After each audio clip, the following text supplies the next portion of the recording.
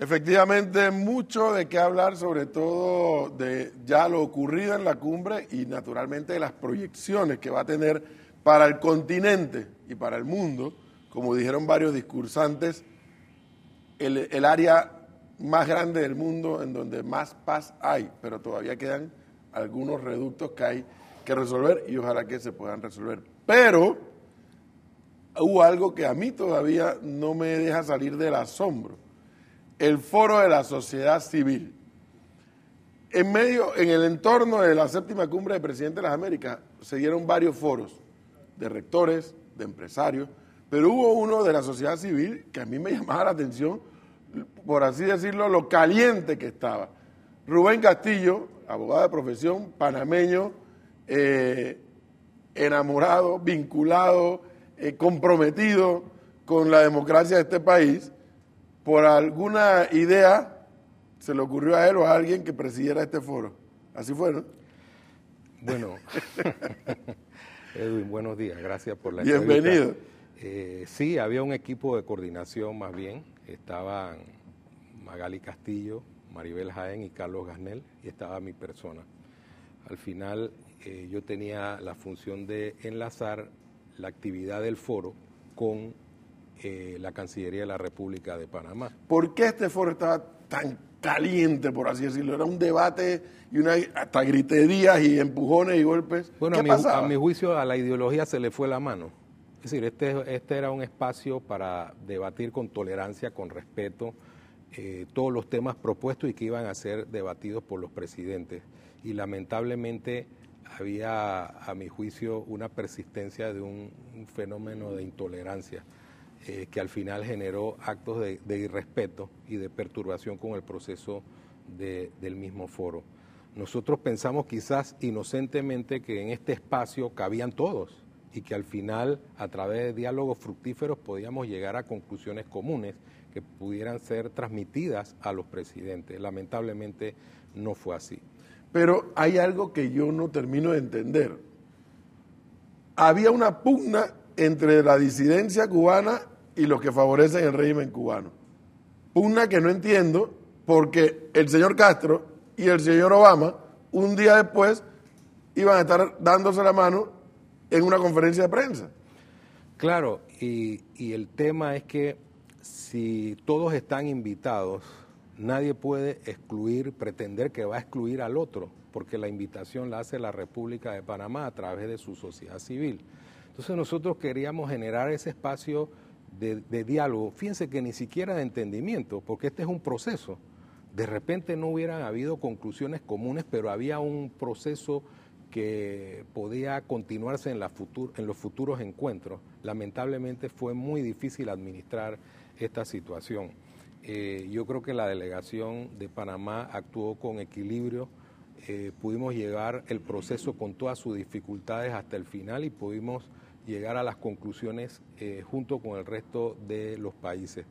Yo creo que en el mundo de hoy, en pleno siglo XXI, el entendimiento, el diálogo, la comunicación son los elementos fundamentales para construir democracia y para construir ciudadanía.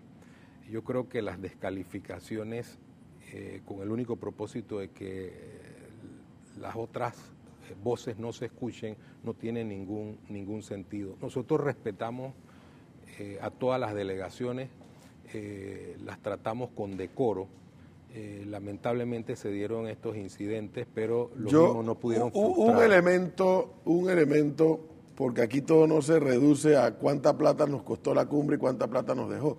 Aquí hubo un debate ideológico, político, que pudo haber sido interesante y no lo fue, producto de la intolerancia. Y hubo un elemento adicional. Me encontré el día en el Hotel Panamá, el viernes, me encuentro a panameños y panameñas que eran parte de la mesa, de las distintas mesas, en donde decían panameños y panameñas de distintos matices políticos, ideológicos, y sociales y económicos. Y estaban todos los panameños, hombres y mujeres, bravos con lo que estaba pasando, porque se sentían frustrados que esto se les estaba desmoronando el foro de la sociedad civil. Sí, es cierto, la mayoría de la delegación panameña tenía esa sensación de tristeza de que aquí había factores perturbadores que evitaban seguir adelante, tuvimos la entereza para llevar este proceso hasta el final. Y lo que tú afirmas es cierto.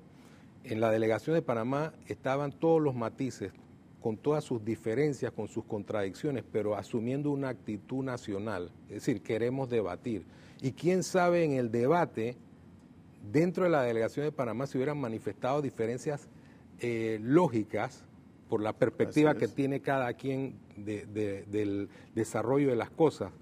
Pero es esencial que eso se materialice a través de un debate, no a través de consignas o a través de planteamientos que evitan el debate. Yo sí creo en algo, la intolerancia es el pesebre de la irracionalidad. O sea, los manifestantes que favorecen el régimen de Cuba argumentaban que allí había una persona que había sido parte del asesinato del Che Guevara. ¿Qué hay de eso? No, yo puedo decir categóricamente que si estaba en Panamá no era para asistir a este foro, no estaba inscrito en el foro de la sociedad civil. Ellos mostraban una foto incluso. Eso lo puedo decir categóricamente. Es más, Edwin, ¿tú te hubieses imaginado qué hubiera pasado si esa persona se estuviera paseando, hubiese estado paseando por el hotel del Panamá? O sea, yo puedo decir y lo ratifico, no estaba inscrito en el foro de la sociedad civil y a mí no me consta siquiera que estuviese en la ciudad de Panamá. Pero entonces ellos forzaban, gritaban, agitaban banderas, que querían entrar, que ellos no iban a permitir. Yo escuché, no me lo contaron, escuché, aquí no va a haber foro mientras él no salga de allí o no dejen entrar a estas personas. Lo escuché, eso no me lo contaron. Sí, claro, pero la persona no estaba inscrita en el foro, había disidencia. El problema es que había la actitud de que la disidencia no podía estar en el foro. Entonces, hay algo elemental, nosotros invitamos a todos, teníamos que tratar a todos con respeto. Obvio. Y esas personas no las podíamos expulsar del foro porque a una delegación no le gustaba su presencia. Esa era una cosa, a mi juicio, abominable. Panamá no podía actuar de esa manera. Nosotros quisimos hacer el foro en esas condiciones y llevarlo adelante, porque no hacerlo significaba que la intolerancia iba a primar en este proceso y eso de ninguna manera sería aceptable para Panamá. Pero entonces, ¿cómo explicar? Fíjese, el mismo discurso del presidente Raúl Castro lo reconoce y el del presidente Obama igual. Vamos a seguir teniendo diferencias, pero hemos decidido sentarnos a conversar. ¿Cómo es posible que la disidencia cubana, por un lado, en el exilio y dentro de Cuba, y por otro lado, los que favorecen al régimen, no puedan tener la misma actitud? Yo no lo entiendo, esto es un dilema casi shakespeariano, ¿no?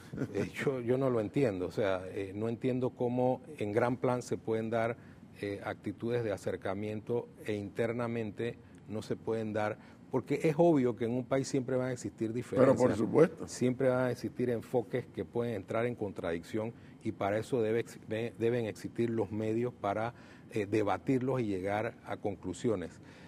Al final nosotros tenemos una visión del punto de vista de la democracia. Creemos que debe respetarse a las minorías, creemos que los problemas se resuelven a través del diálogo, creemos que deben darse todas las avenidas para que las personas participen independientemente de su criterio y eso es construir la base de lo que tiene que ser la democracia. Por eso este foro planteó muy firmemente el tema de la participación ciudadana. Es decir, nosotros tenemos que promover la participación ciudadana para que la ciudadanía se convierta en un verdadero auditor de la gestión pública. ¿El foro de la sociedad civil al final pudo elaborar un documento final? Sí, la mayoría de las mesas elaboraron. ¿Cuántas mesas eran? El documento final eran 7 mesas. La mesa de gobernabilidad y participación ciudadana, nosotros hicimos una reflexión sobre lo ocurrido, sobre la situación de intolerancia, que para nosotros era una cosa abominable e inentendible, y resaltamos unas ideas que se dieron en el debate de las mesas divididas.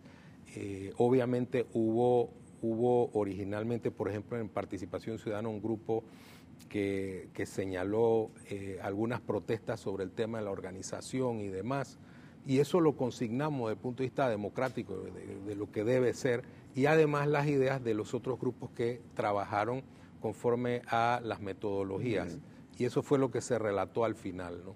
Lo que no se puede entender, amigos televidentes, y por eso quisimos invitar a Rubén Castillo, panameño, que le tocó presidir esta mesa, este foro de la sociedad civil, es que en la segunda década del siglo XXI, así como no podíamos entender que el bloqueo a Cuba se le mantuviera, tampoco podemos entender que todavía se estén dando riñas, puños, patadas, simplemente porque tú piensas de una manera y yo pienso de otra manera.